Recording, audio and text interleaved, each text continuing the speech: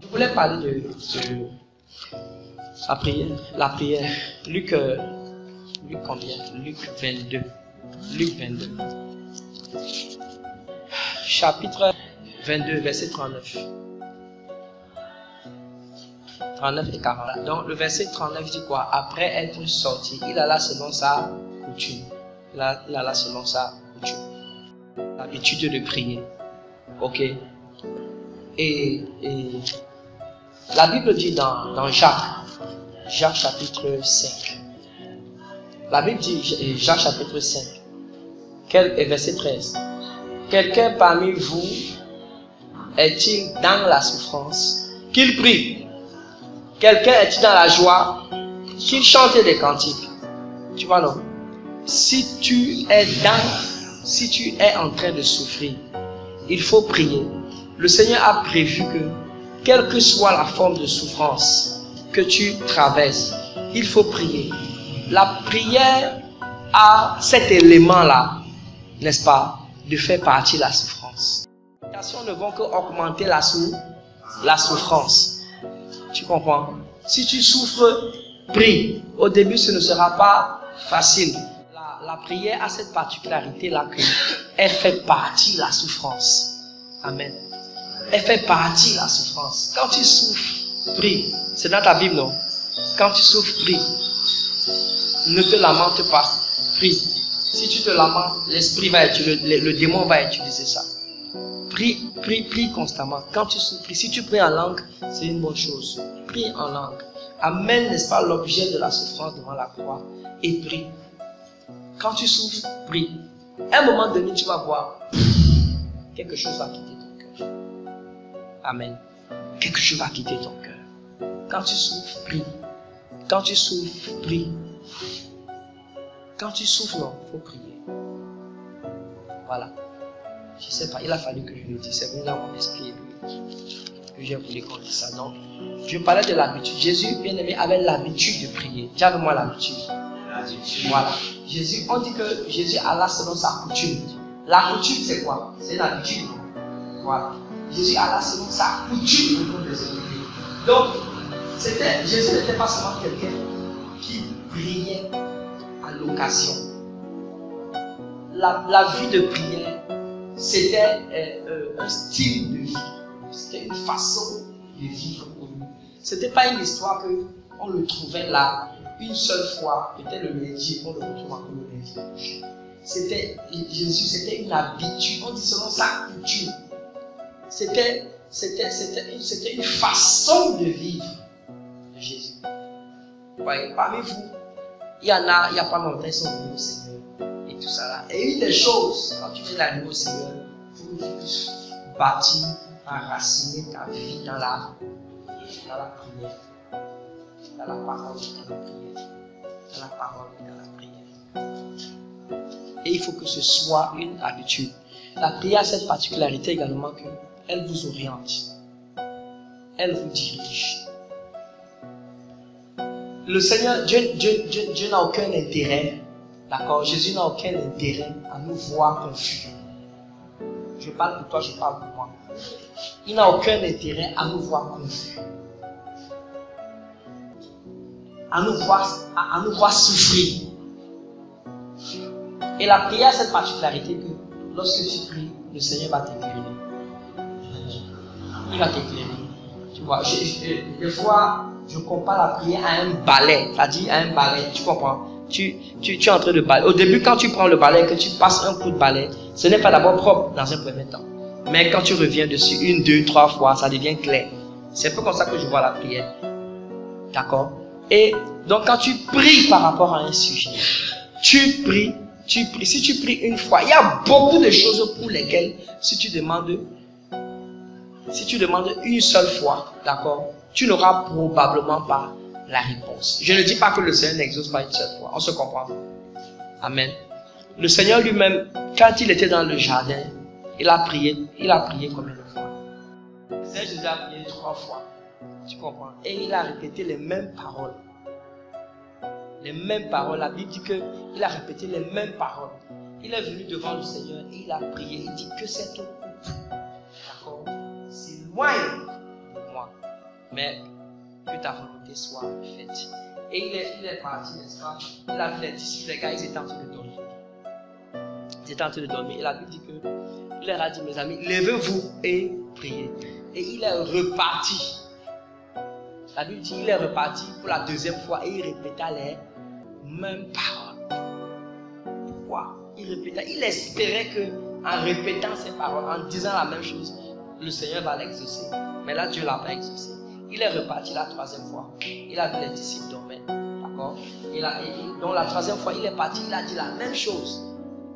J'ai expliqué une fois que il y a un passage de la Bible qui dit qu'il ne faut pas qu'on répète les vaines paroles. D'accord? Les vaines paroles, c'est quoi? C'est quoi les vaines? Vous avez lu ça une fois, non?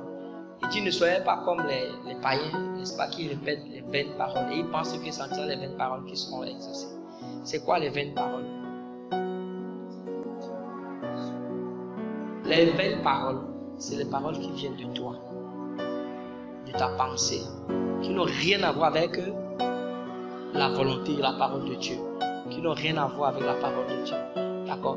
Le Seigneur Jésus priait pour la volonté de Dieu. Il priait pour la volonté de Dieu. Il a dit que ta volonté soit faite. Il a dit que ta volonté soit faite. Vous entendez? Donc il priait pour la volonté de Dieu. Et lui-même, il nous a enseigné à prier. Et quand vous priez, dit rechercher la volonté de Dieu. Ok. Donc qu'est-ce que je voudrais en fait inculquer? Voyez le psaume 55. Le psaume 55. Verset 17. Et le verset 18. Ok. Et moi j'écris à Dieu et l'Éternel me sauvera le soir, le matin et à midi. Et je suis. Et il entendra ma voix. Tu vois? D'accord? Tu as vu ça? Donc il a dit, ça fait combien de fois? Ça fait 3 fois. Ça fait 3 fois. Donc il dit, il vient, il crie à Dieu. Je te parle. Si tu as un sujet, d'accord? Chacun d'entre nous avons des objectifs. Chacun d'entre nous avons des sujets de prière. Ok. Va devant le Seigneur avec ce sujet.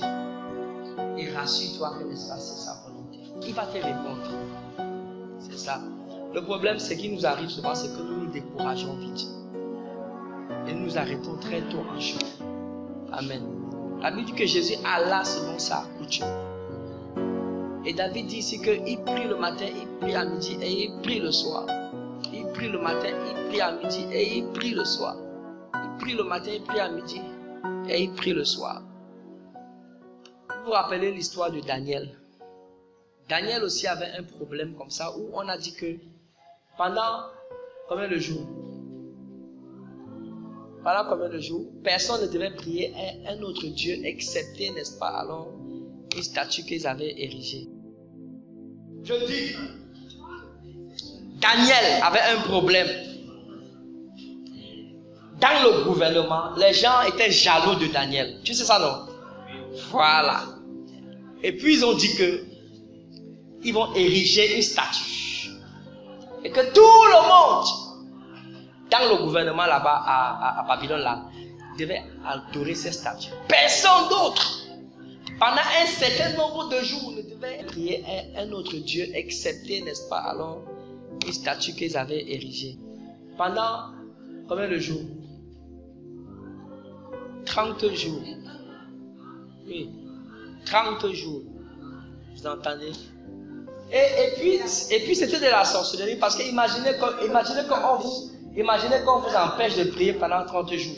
Les gens disent, n'est-ce pas, les spécialistes de, voilà, les gens qui ont l'habitude de faire certaines statistiques et tout ça, disent que si vous faites 7 jours sans prier, vous perdez le force spirituelle. 7 jours sans prier, que 7 jours vous ne priez pas. Vous entendez? Et puis, il savait que la force de Daniel était dans sa vie de prière. Il savait que la sagesse de Daniel venait de sa vie de prière. Il savait que l'intelligence, sa capacité à expliquer les rêves, les énigmes et tout ça venait de sa relation avec le Seigneur. Et ils ont dit que ce gars, on va l'empêcher de prier pendant 30 jours. C'était un problème. Ouais, et Daniel a dit non à ça. Daniel a dit non. On va lire Daniel 6. Daniel 6.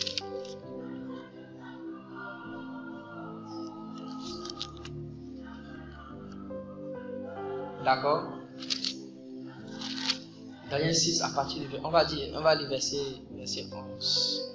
Lorsque Daniel sut que Oui, c'est le verset 10, non, c'est bon, vas-y. Lorsque Daniel sut que le récit avait été signé, Le décret, ok, c'est bon, vas-y.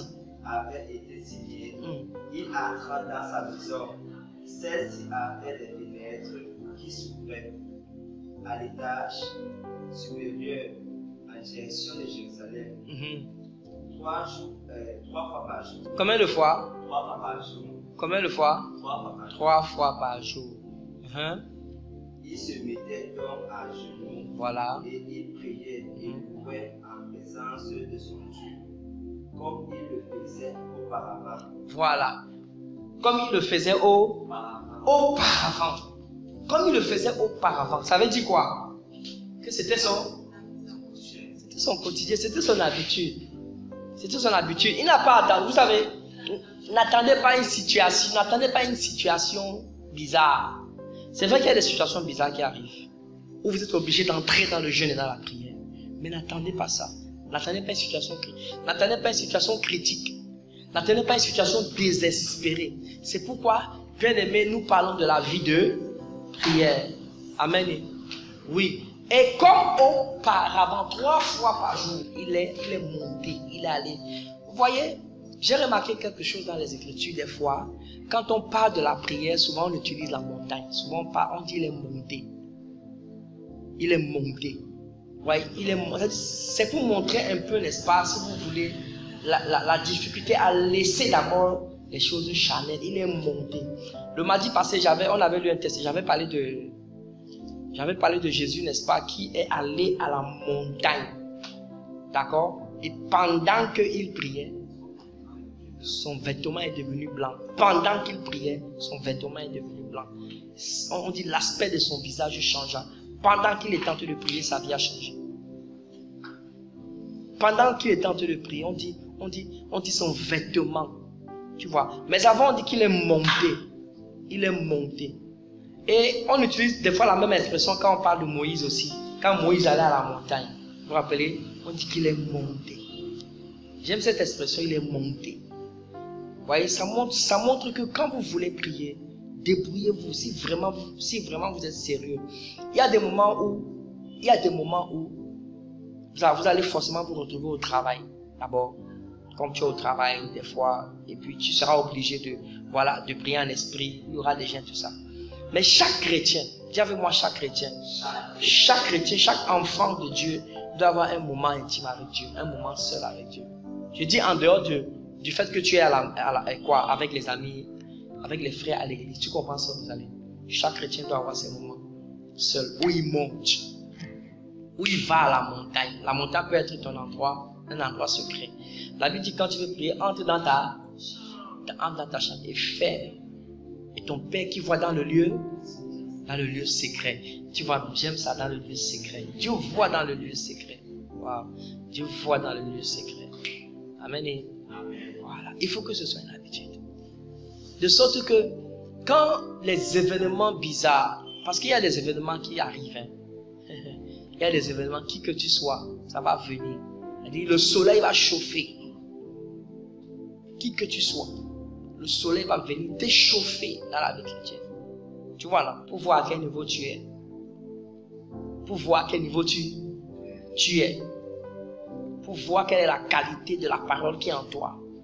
Pour voir la profondeur de ta racine. Le soleil va venir te chauffer. Et imaginez-vous, quand le soleil vient sur une plante, c'est pour faire du bien à la plante en réalité. Parce que le soleil vient, la pluie vient aussi, tout vient. Après, elle grandit. Voilà. Elle se développe. Et malheur si le soleil vient et que toi et moi, n'est-ce pas, notre racine n'est pas profonde et qu'on n'est pas habitué. Il y a des choses qui vont venir et nous allons échapper à ces choses-là seulement si nous avons une habitude à prier. Seulement si nous avons une habitude à prier. Tu sais pourquoi? Parce que si cette chose-là vient avec une force, tu n'auras pas la force de résister. Tu n'as pas compris ce que je viens de dire. Parce qu'il y a des choses qui viennent avec une force. Il y a des épreuves qui viennent avec une force. Mais tu as la force de résister aussi. Tu comprends? C'est-à-dire la parole est tellement en toi. L'esprit est tellement en toi. D'accord? Que, et avec le Seigneur, vous arrivez à quoi? À vaincre ces choses. C'est pour ça que le Seigneur nous demande d'avoir une vie de prière. C'est pour ça que tu ne peux jamais dire que j'ai trop prié. Par rapport à quoi? Par rapport à qui? Par rapport à quoi? Tu vois, non? Peut-être tu peux faire 2 heures. Pendant que tu fais 2 heures, quelqu'un est en train de faire 5 heures, quelqu'un va faire 10 heures, quelqu'un va faire 15 heures. Bon, tu peux quand même dire que tu as beaucoup prié par rapport à toi-même. Okay? Ou par rapport à, voilà, ou par rapport à ton habitude, si tu veux. D'accord? Donc, en fait, le point, c'est ceci, c'est que nous devons développer cette habitude de prier. Et alors, Daniel, il est monté. Et si vous connaissez l'histoire, vous saurez que Daniel, il a eu la victoire. Parce que quand il était envoyé dans la fosse au lion, il a pu échapper. Amen. Il a pu échapper. Mais moi, personnellement, je pense que ce qui lui a donné cette force, c'est l'habitude qu'il avait. Parce que ce n'était pas une petite épreuve. On a dit que s'il n'obéit pas, on va l'envoyer dans la fosse au lion. Okay. Mais Daniel était un homme de foi. Et puis c'est ça aussi, quand vous priez, vous êtes un homme de foi. Quand vous priez, d'accord. J'ai entendu quelqu'un dire que la foi n'est pas l'absence de peur. Oui, c'est vrai. La peur, elle est là, elle est charnelle, elle peut venir pour un temps. Mais après, la foi reprend le dessus. D'accord. La foi reprend le dessus. Il y a un passage de la Bible qui dit que à celui qui a trop d'assurance, donne-lui la frayeur. Tu comprends? Et il dit que et à celui qui manque d'assurance, à celui qui a trop peur, donne-lui la force, donne-lui l'assurance. Tu vois, cette chose vient de Dieu. C'est-à-dire l'homme que Dieu a fait, l'homme que Dieu a créé, il y a en lui la peur. Mais cette peur-là, n'est-ce pas, elle est dominée par l'esprit qui est en nous au travers de sa parole. Amen. Voilà. Donc, nous avons dans les Écritures l'exemple de beaucoup de personnes comme ça, qui ont persévéré. Tout à l'heure, on avait prié par rapport à l'esprit de la persévérance, qui ont persévéré. Et c'est parce qu'ils ont persévéré. J'encourage, n'est-ce pas, les gens à avoir des compagnes et des compagnons de prière. C'est le point, c'est parce que je n'avais pas le temps, je n'ai pas pu développer ça le mardi passé. Il faut reconnaître quelque chose. C'est qu'ils étaient 3, n'est-ce pas? Pierre, Jean et Jacques. Et la Bible dit qu'ils étaient appesantis, ils étaient fatigués. Mais s'étant tenus éveillés, ils ont vu la gloire de Jésus. Donc, ils étaient 3, mais s'étant tenus éveillés. Quand vous êtes seul, vous ne pouvez pas. Vous n'y arrivez pas. Quand vous êtes seul, si vous avez l'habitude de prier seul et que vous priez 1 heure, quand vous êtes ensemble avec des gens, quand tu es avec quelqu'un, tu peux aller à 2-3 heures. Tu peux aller à 2-3 heures. C'est pour ça que j'encourage les gens à avoir des compagnons, des bons compagnons de prière, pas compagnons de papato. Vous connaissez papato? Ngosa. La Bible parle des compagnons de combat et des compagnons de prière. Vraiment, il faut que ta vie de prière soit révolutionnaire. Il faut que ta vie de prière soit révolutionnaire. C'est-à-dire que si tu avais l'habitude de prier 2 heures, si tu avais l'habitude de prier 30 minutes, il faut que tu passes à 1 heure. Si tu avais l'habitude de prier 1 heure, il faut que tu passes à 2 heures. Il faut que tu avances. Avec Jésus, on avance. Amen. Il faut que ta vie de prière soit révolutionnée. Et je déclare que non seulement tu auras une vie de prière, mais tu auras une vie de prière efficace. Non seulement nous aurons une vie de prière, mais nous aurons une vie de prière efficace. Et une vie de prière efficace, c'est une vie de prière qui a des résultats. C'est une vie de prière qui a des résultats. D'accord. Nous voulons seulement prier, mais nous ne voulons pas prier pour prier, nous voulons prier pour avoir des résultats. Et c'est ça qui encourage à continuer la vie de prière. Amen. C'est ça qui encourage à prier. Bien aimé. Regardez bien, quand à un moment donné vous sentez que vous commencez à être charnel, regardez bien, ça veut dire que votre vie de prière baisse aussi. Ça veut dire que votre communion, quand vous sentez que les choses de la chair commencent par vous dominer, Soit vous bavardez trop, vous mangez trop, vous dormez trop. Ouais, non. Le sommeil a commencé par trop vous aimer. Vous aussi, vous avez commencé par trop aimer le sommeil. Les choses de la chair ont commencé par vous. Parce que, en fait, beaucoup ont expérimenté ça, y compris moi-même. Quand votre vie de prière s'élève, la chair perd son pouvoir. La chair perd son pouvoir. De sorte que, pour avoir véritablement la victoire sur la chair, il faut garder une vie de prière. Il faut garder une vie de prière. Il faut garder une vie de jeûne. Il faut garder un style de vie. Il faut garder une vie de jeûne. Un chrétien normal. C'est pas ne mange pas trop. Lui, non seulement ne mange pas trop. D'accord? Mais un chrétien normal. C'est-à-dire que s'il est normal, non, il doit jeûner une fois par semaine. Au moins une fois. Bon, tu as les chrétiens, ils mangent le lundi au dimanche. Et dis bien, ils mangent le lundi au dimanche, ou du 1er janvier au 31 décembre. Toujours en train de manger. Et puis ils mangent lundi matin, lundi midi, lundi soir. Mardi matin, mardi midi, midi. Si un jour il ne mange pas, c'est que bon, c'est qu'il était pressé et puis il n'a pas. Tu comprends? Donc, en fait même, le jeûne doit faire partie de notre régime spirituel. Le jeûne doit faire partie de notre régime spirituel. On ne jeûne pas toujours parce qu'on demande quelque chose. D'accord? On ne jeûne pas toujours, n'est-ce pas, parce qu'on demande quelque chose. Des fois, il y a des moments où l'esprit te pousse à jeûner. Et tu ne sais pas pourquoi. Tu comprends? L'esprit te pousse à jeûner. Et si tu attends, écoutez-moi, si tu attends l'église, que l'église lance son temps de jeûne, ça dit que franchement, ce sera difficile que tu avances. Toi-même, personnellement, il faut avoir un plan de jeûne. Toi-même, personnellement. Le jeûne est une bonne chose parce que le jeûne vous guérit même. J'avais l'ulcère dans les années 2000. J'avais l'ulcère. D'accord? Mais Dieu m'a guéri de l'ulcère. Et je jeûnais. Parce que l'ulcère a cette particularité que ça vous empêche de jeûner. Dans les années 2000. D'accord? Oui. Mais le jeûne guérit. La Bible dit, et ta guérison poindra comme l'eau, comme l'aurore. D'accord? En parlant du vrai jeûne, dans Isaïe 58. Isaïe 58 ou 59? 58. Il dit, et ta guérison poindra comme l'aurore. Le jeûne guérit. Le jeûne a beaucoup de thérapie. Il dit que le jeûne, en fait, le jeûne te rend sensible aux choses de Dieu. Le jeûne ouvre ton oreille davantage. Le jeûne fait que quand tu lis la Bible, ton esprit est ouvert.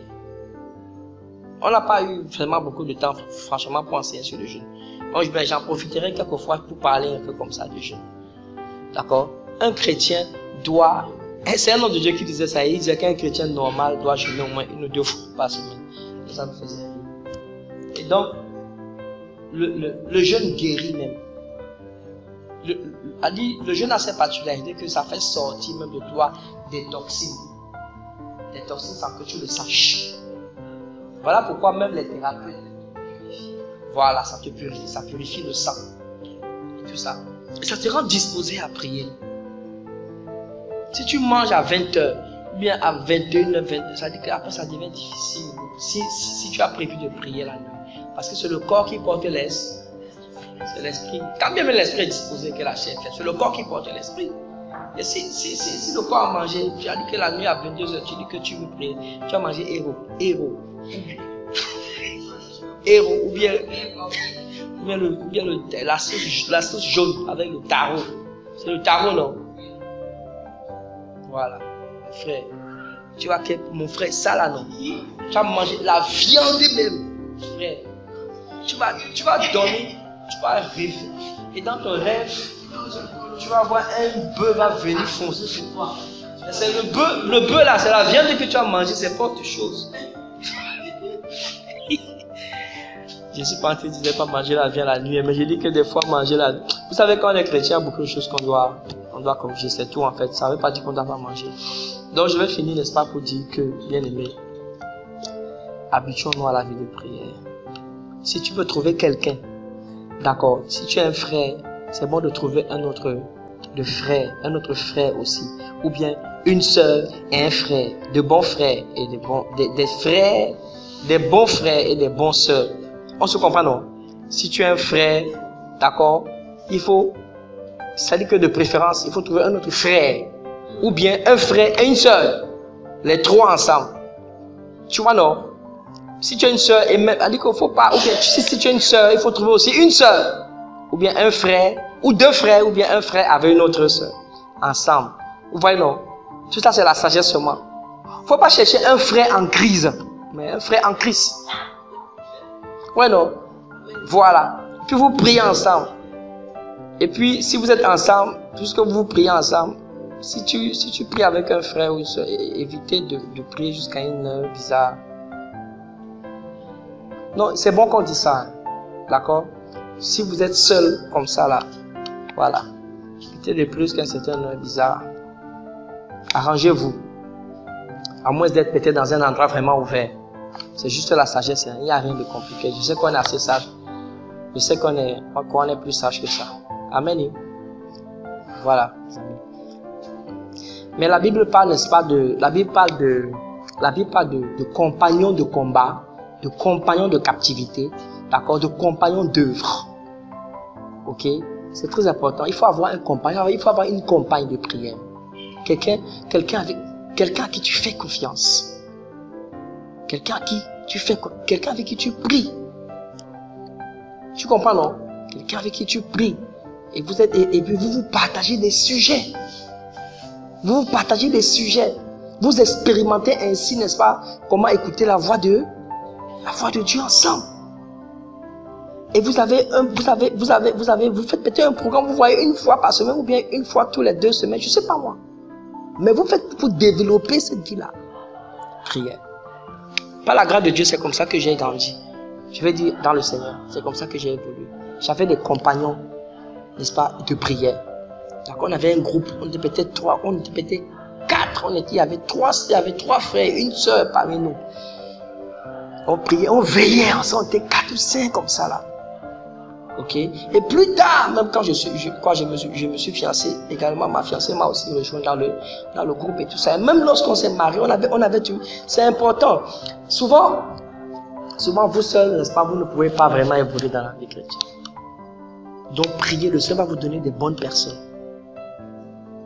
D'accord? Si c'est des gens même de l'église que vous fréquentez, c'est une très bonne chose encore. Ok? Donc vous rassemblez. On se rassemblait, on priait pour les responsables de l'église. On priait vraiment pour nous, on priait pour nos vies. Moi je me souviens, on était tellement occupé qu'on avait un programme. On se voyait les dimanches à 6h. 1 heure du temps, ça nous suffisait. Dimanche à 6h. Des fois, après on est revenu à 7h. Après on part au culte, hein. Mais chacun quitte chez lui, je me rappelle, on se voyait chez moi. Et puis les gars, ils viennent pas, on se voit. On aime 1 heure seulement et ça nous a bâti. Ça nous a bâti. Donc voilà, faites ça, développez des moments comme ça. Prenez vraiment cette habitude-là. Prenez cette habitude. Et des petits groupes de partage même. Seigneur, je prie que ta parole que tu nous as permis d'entendre maintenant luise dans nos cœurs, que ces paroles pénètrent nos esprits. Saint-Esprit, donc de mettre ta parole en pratique. Merci Père parce que tu nous écoutes. Et merci parce que tu nous exauces. Amen. Que Dieu vous bénisse.